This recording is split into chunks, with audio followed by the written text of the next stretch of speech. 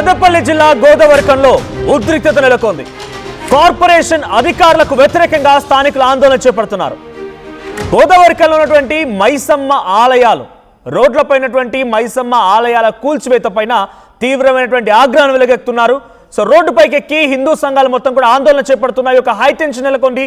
మొన్న రాత్రికి రాత్రే తెల్లవారులు లేచేసరికల్లా గోదావరికంలోని సుమారుగా 50 ఈ ఆలయాలని, చిన్న చిన్న ఆలయాలని మొత్తాన్ని కూడా కూల్చివేశారు.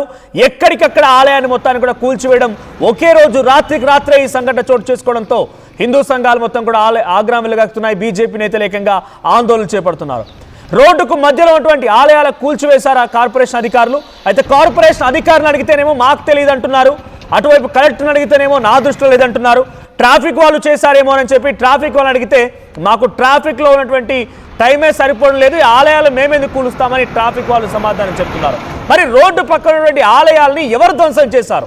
ఆలయాల కూల్చివేత పైన హిందూ సంఘాలు మండిపడుతున్నాయి. మనం విజువల్లో చూస్తున్నాము.